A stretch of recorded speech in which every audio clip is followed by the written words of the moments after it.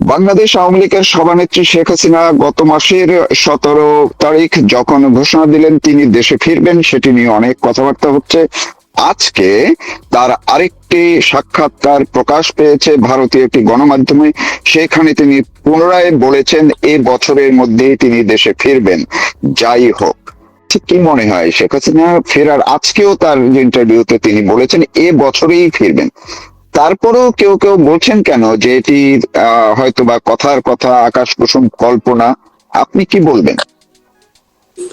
জননেত্রী শেখ হাসিনা জীবনে বহুবার মৃত্যুর মুখোমুখি দাঁড়িয়েছেন।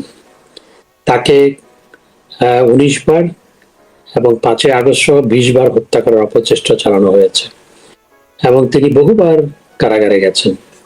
তিনি মার্ডার কেস মাথায় নিয়েই কিন্তু 2007 সালে দেশে ফিরেছিলেন এবং তখন তাকে গ্রেপ্তার করা হয়েছিল। এরপরে তাকে গ্রেপ্তার করা হয়েছিল। তিনি জানতেন তখনও তার মৃত্যু ঝুঁকি ছিল, তাকে এয়ারপোর্টেই মেরে ফেলা হবে সেই হুমকি দেওয়া হয়েছিল সরকারের পক্ষ থেকে, তৎকালীন সরকারের পক্ষ থেকে বলা হয়েছিল। তার সাথে কমিউনিকেট করে তার কাছে খবর পাঠিয়ে দেওয়া হয়েছিল, তিনি আসলে পরে তিনি এয়ারপোর্টে মৃত্যুর মুখোমুখি হতে পারে সেটি বলা হয়েছিল। কিন্তু তিনি সেগুলো জেনেও তিনি বাংলাদেশে ফেরত গিয়েছিলেন। জননেত্রী শেখ হাসিনা প্রচন্ড সাহসী একজন মানুষ, কারণ তার ধমনীতে বঙ্গবন্ধুর রক্তস্রোত প্রবাহমান। বঙ্গবন্ধু যেমন মৃত্যুর মুখোমুখি দাঁড়িয়েছেন বহুবার, জননেত্রী শেখ হাসিনাও মৃত্যুর মুখোমুখি দাঁড়িয়েছেন বহুবার এবং মৃত্যুর মুখোমুখি দাঁড়াতে তার কোনো দ্বিধা নেই। তিনি জেনে শুনে বুঝে মিন করে বলেছেন তিনি দেশে ফিরবেন। এবং আজকে সমগ্র দেশ জননেত্রী শেখ হাসিনার সাথে। আজ থেকে 1.5 বছর আগে কি কেউ ভেবেছিল যে শেখ হাসিনা আজকে এরকম জনপ্রিয় হবেন? 1.5 বছর আগে কি কেউ ভেবেছিল? 1.5 বছর বা 15 বছর আগে কেউ কি ভেবেছিল যে শেখ হাসিনা এরকম জনপ্রিয় হবেন? আজকে জননেত্রী শেখ হাসিনার অ্যাপ্রুভাল রেট কেউ স্বীকার করুক আর না করুক, আপনি রিক্সাওয়ালার কাছে জিজ্ঞেস করেন, আপনি মাছ বিক্রেতার কাছে জিজ্ঞেস করেন, আপনি একজন গৃহিণীর কাছে জিজ্ঞেস করেন, আপনি একজন ভিক্ষুকের কাছে জিজ্ঞেস করেন, বলবে শেখ হাসিনাই ভালো ছিল।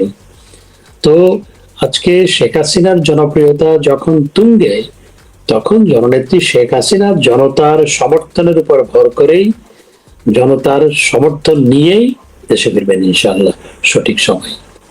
জি, আমি শেষ পর্যায়ে একেবারেই একটু জানতে চাচ্ছি আপনার কাছ থেকে যে এই বিএনপি সরকার ক্ষমতায় আসার পর কিংবা ভোটের আগে আগেও আওয়ামী লীগ বা সমমনা যারা আছেন মুক্তিযুদ্ধের পক্ষের, অনেকের কাছে মনে হচ্ছিল যে বিএনপি সরকার গঠনের পরে হয়তোবা আওয়ামী লীগের রাজনীতির দুয়ার একটু খুলবে, কিন্তু আমরা দেখলাম পরে আরো উল্টোটা হয়েছে। সংসদে পাশ করা হয়েছে ডক্টর ইউনূসের সেই অধ্যাদেশ এবং রাজনৈতিক কার্যক্রম বন্ধ, এবং এখন রীতিমতো একেবারেই বন্ধের মতোই একটি তারা পরিস্থিতি তৈরি করে রেখেছে। তারপরেও কেউ কেউ বলছে যে হয়তোবা এই বিএনপি সরকার আওয়ামী লীগকে রাজনীতি করা বা মাঠে ফেরার কোন পথ তৈরি করবে, যেহেতু তারা গণতন্ত্রের কথা বলে।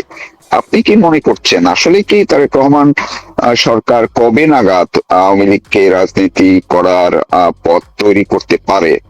এটা আপনার মন্তব্য কি হবে? প্রথমত, কেউ পথ তৈরি করে দিবে সেজন্য আওয়ামী লীগ বসে থাকবে না বা বসে থাকে না। আওয়ামী লীগকে নিজেকেই পথ তৈরি করতে হবে, আমি এটাতেই বিশ্বাস করি।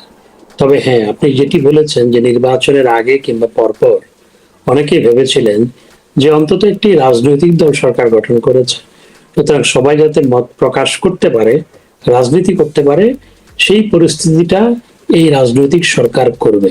কিন্তু সেটি না হয় আমরা দেখতে পাচ্ছি বরং উল্টো হচ্ছে। তো আওয়ামী লীগ কখনো কেউ পথ তৈরি করে দিবে সেটার জন্য বসে থাকবে না। তবে দেশ তো জোয়ার ভাটার দেশ, নদীতে একবার জোয়ার হয় আবার ভাটা হয়, এবং কেউ চিরকাল ক্ষমতায় থাকে না। আমরাও থাকিনি, 15 বা 15.5 বছর পর আমাদের বিদায় নিতে হয়েছে। কেউ চিরকাল ক্ষমতায় থাকে না।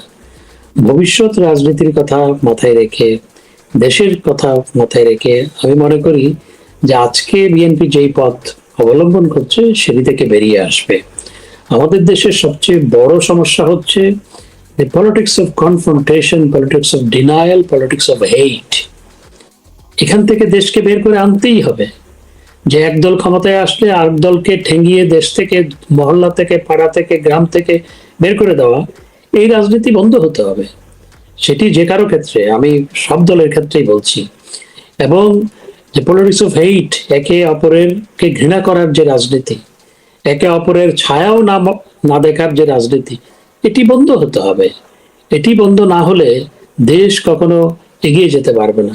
যেভাবে সমাজ দেশটাকে বিভক্ত করে ফেলা হয়েছে রাজনৈতিক বিষবাষ্পে, এখান থেকে দেশটাকে বের করে আনতে হবে।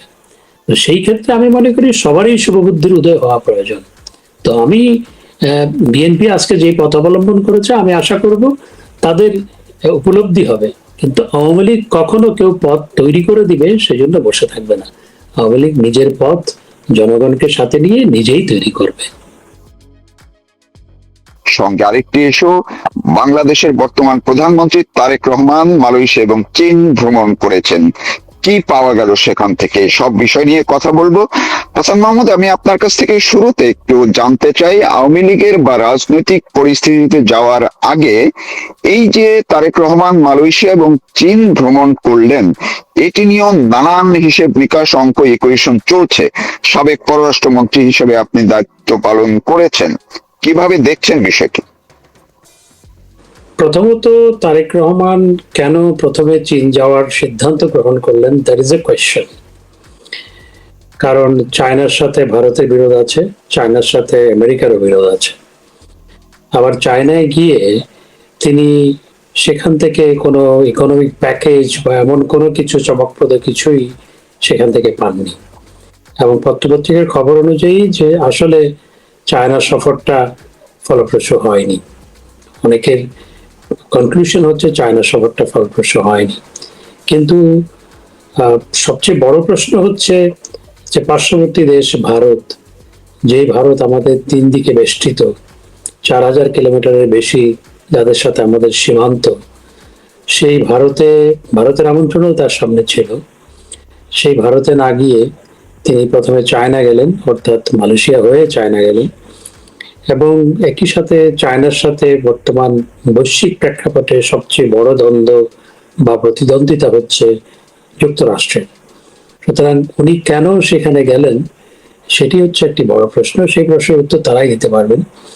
তবে আপাত দৃষ্টিতে আমার কাছে যেটি মনে হয়, চায়না সফরটা যেভাবে ডাকডোল পিটিয়ে যাওয়া হয়েছিল এবং অনেক কিছু আদায় করার কথা বলা হয়েছিল বিএনপির পক্ষ থেকে, সেটি আসলে হয়নি। এটি হচ্ছে আমার কনক্লুশন। আমি প্রসঙ্গত একটু সম্পর্ক একটু প্রশ্ন করতে চাই, এই মুহূর্তে আমার মাথায় ঢুকলো। এই যে একটা গত বছর ডক্টর ইউনূসের সময় দেখলাম মার্কিন করিডোর নিয়ে মিয়ানমারের সঙ্গে সেটি নিয়ে ব্যাপক আলোচনা, সেটি এক ধরনের এখন একটা অবস্থায় গেছে। কিন্তু এর মধ্যে এখন চাইনিজ করিডোর নিয়ে গতকালকে থেকে আলোচনা শুরু হয়েছে। ছোট করে যদি এই ব্যাপারে আপনি একটু মন্তব্য করতে চান। দেখুন, এই আলোচনায় আছে এবং এগুলো আলোচনা থেকে এটি কার্যে কখন পরিণত হবে আই ডোন্ট নো, কারণ it's a very complex issue. কারণ ভূ রাজনৈতিক প্রেক্ষাপটে এটি অত্যন্ত জটিল একটি বিষয়। তো এই বিষয়ে আলোচনা বহু বছর ধরে চলছে, 2 দশক বা আরো বেশি, এবং আরো কতদিন চলবে আমি জানি না। কিন্তু এটাকে কার্যে পরিণত করা অত সহজ কাজ নয় আসলে। এটি হচ্ছে আমার উপলব্ধি। জি, এবার একটু দেশের রাজনৈতিক পরিস্থিতির দিকে যেতে চাই, আপনার কাছ থেকে একটু শুনতেই চাই। যেহেতু আপনি বাংলাদেশ আওয়ামী লীগের যুগ্ম সাধারণ সম্পাদক, দীর্ঘদিন মন্ত্রিত্ব করেছেন, এই আওয়ামী লীগের প্রতিষ্ঠা বার্ষিকী উপলক্ষে দেখলাম সরকার একদিকে বলছে দেশে আওয়ামী লীগ বলতে কিছু নাই, আওয়ামী লীগের কেউ নাই, স্বরাষ্ট্রমন্ত্রী বললেন আওয়ামী লীগ নাই। তাইলে আবার যুদ্ধের মতো একটি পরিস্থিতি তৈরি হলো কেন? কেন করলো সরকার এটি? আমরা 23শে জুন আমাদের 77তম প্রতিষ্ঠা বার্ষিকী ছিল, এবং সেই প্রতিষ্ঠা বার্ষিকী শুধু পালন করার আমরা আহ্বান জানিয়েছিলাম। দেশের এই প্রেক্ষাপটে আমরা উদযাপন করার কথা বলিনি, পালন করার কথা আমরা বলেছিলাম। এবং আমরা কোনো অর্থাৎ হরতাল, অবরোধ, বিক্ষোভ মিছিল, এগুলো কোনো কর্মসূচি আমরা দেইনি। এরপরও সরকার যেভাবে বিজিবি নামালো, সরকার যেভাবে সেনাবাহিনী নামালো, সরকার যেভাবে ঢাকা শহরে 18,000 পুলিশ সদস্য নামালো, এতে মনে হলো সরকার আওয়ামী লীগ নামটার সাথে যুদ্ধ ঘোষণা করেছে। এবং কার্যত যেটি হলো যে আমরা যদি স্বাভাবিকভাবে এটা পালন করতে পারতাম, তখন মানুষের কাছে যত না আওয়ামী লীগের প্রতিষ্ঠা বার্ষিকী পৌঁছাতো বা এটি যত না আলোচিত হতো, তার চেয়ে সরকারের প্রায় যুদ্ধ পরিস্থিতি ঘোষণার কারণে আমাদের প্রতিষ্ঠা বার্ষিকী কার্যত সফল হয়েছে। এজন্য স্বরাষ্ট্রমন্ত্রীকে আমি বিশেষভাবে ধন্যবাদ জানাই যে উনি যেভাবে আপনার বিজিবি নামালেন, সেনাবাহিনী নামালেন এবং বিশেষ করে ঢাকা শহরে 18,000 পুলিশ নামালেন, এতে আমাদের প্রতিষ্ঠা বার্ষিকী কার্যত সফল হয়েছে। এবং আরেকটি জিনিস এটার মাধ্যমে প্রমাণিত হয়েছে, সরকার আওয়ামী লীগের নাম শুনলেই খুব নার্ভাস হয়ে যায়।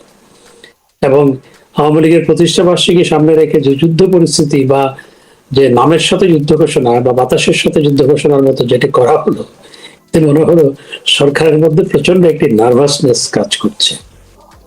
সরকারের নার্ভাসনেসের কথা আপনি বললেন, আমিও এই প্রশ্নটি করতাম। আপনাকে ধন্যবাদ যে আপনি নিজ থেকে এটি বললেন। এই জায়গায় যেহেতু আপনি পররাষ্ট্রমন্ত্রী ছিলেন, আপনার বহির্বিশ্বের সঙ্গেও যোগাযোগ তো ছিল, এখনো নজর আছে। তাহলে তারেক রহমান সরকার বা স্বরাষ্ট্রমন্ত্রী যা করলো, এটি কি বহির্বিশ্বের নজরে গেল কিনা, একটু ভিন্ন ভাবেই গেল কিনা? এখন পৃথিবী এখন গ্লোবাল ভিলেজ, এবং প্রথম আমরা 5ই আগস্টের পরে বহির্বিশ্ব আপনার ডক্টর ইউনূসকে নিয়ে ব্যস্ত ছিল প্রথম কয়েক মাস। পরে তারা বুঝতে পারলো যে ডক্টর ইউনূস একজন দেশ পরিচালনার জন্য প্রচন্ড অদক্ষ একজন মানুষ। তার নেতৃত্বে দেশে মব সন্ত্রাস হচ্ছে, প্রচন্ডভাবে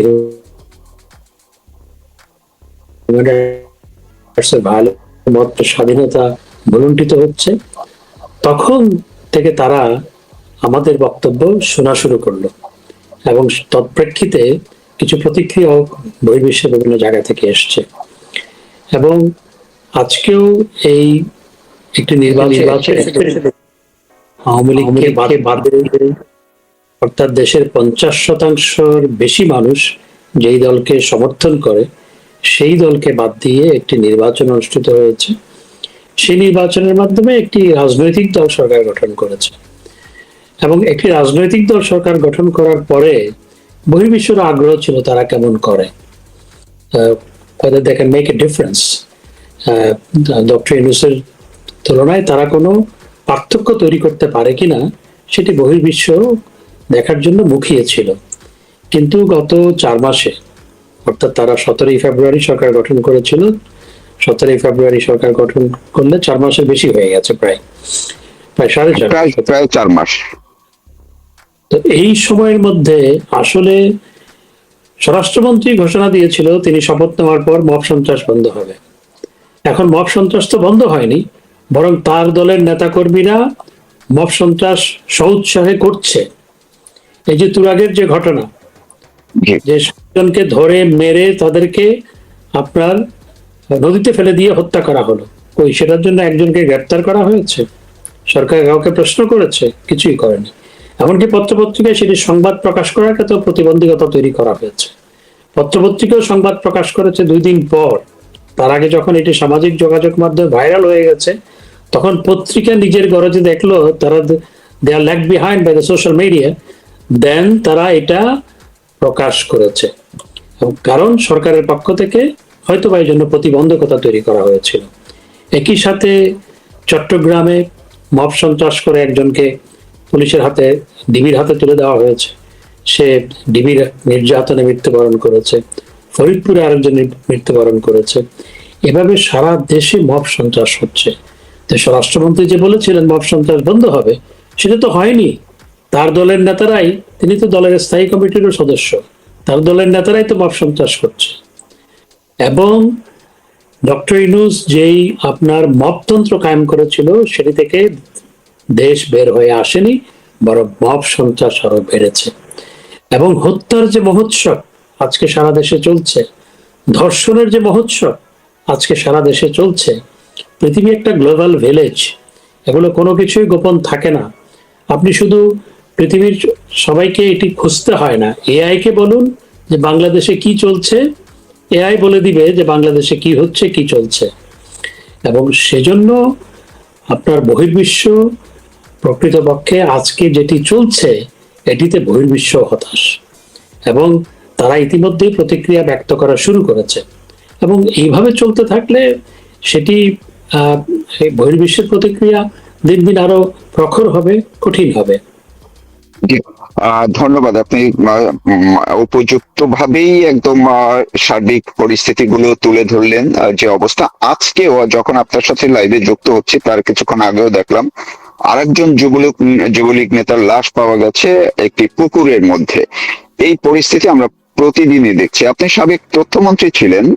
গতকালকেই এই যে আপনি বললেন সামাজিক যোগাযোগ মাধ্যমে তুরাগের ঘটনাটি যখন প্রকাশ পাচ্ছিল, গতকালকেই সরকারের পক্ষ থেকে, পুলিশের পক্ষ থেকে বলা হয়েছে এই প্রচারণা এগুলো সবই অপপ্রচার, এতে বিভ্রান্ত না হওয়ার জন্য বলা হয়েছে এবং মিথ্যা, সরাসরি বলা হয়েছে এগুলো মিথ্যা।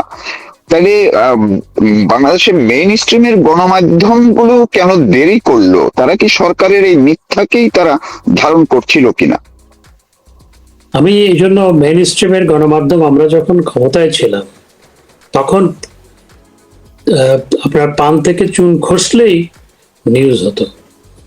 কারণ একটি শেখ হাসিনার বিরুদ্ধে বড় বড় সংবাদ হয়েছে, তথ্যমন্ত্রীর বিরুদ্ধে সংবাদ হয়েছে, এবং সরকারের বিরুদ্ধে তো হতোই। এবং একই সাথে আপনি দেখেছেন যে কাউকে পুলিশ পুলিশ হাত করা পরিয়ে তার বাবার জানাজায় আমরা হাজির করেছিল বিএনপির একজন নেতাকে, যেটি আমরা নিজেরাও কন্ডেম করেছি। আমরা সরকারে থাকাকালীন আমি নিজে কন্ডেম করেছি। আমি নিজে তথ্যমন্ত্রী ছিলাম, আমি নিজে কন্ডেম করেছি। সরকারের তথ্যমন্ত্রী তো সরকারের মুখপাত্র হিসেবেই কাজ করে। আমি দলেরও যুগ্ম সম্পাদক ছিলাম, দলেরও বিকল্প মুখপাত্র হিসেবে আমি কাজ করতাম। সুতরাং আমি নিজে কন্ডেম করেছি। কিন্তু আজকে দেখুন যে কিভাবে মব সন্ত্রাস তো শুধু নয়, যে হাত করা ডান্ডা বেরি পরিয়ে প্যারোলে মুক্তি দেওয়া হচ্ছে, অনেক সময় মুক্তি দেওয়া হচ্ছে না, যে বাবার লাশ দেখার জন্য মুক্তি দেওয়া হচ্ছে না, জেল গেটে নিয়ে দেখাতে হচ্ছে। এবং আজকে যে ঘটনা প্রবাহগুলো ঘটছে এগুলো আসলে সরকারের নিজের ভুল কিংবা নিজের যে ব্যর্থতা তো নয়, এটি আমি ব্যর্থতা বলবো না, এটি সরকার জ্ঞাতসারেই, তার দলের নেতাকর্মীরা এগুলো করছে সরকারের জ্ঞাতসারেই। তা না হয়তো এগুলোর বিরুদ্ধে ব্যবস্থা গ্রহণ করা হতো, বা এগুলা মিথ্যা বলে আপনার এগুলাকে ঢেকে দেওয়ার চেষ্টা করা হতো না। এটি করে আসলে যেটা হচ্ছে, বাংলাদেশ এখন একটা মপতন্ত্রের দেশ হিসাবে বহির্বিশ্বে পরিচিতি লাভ করেছে।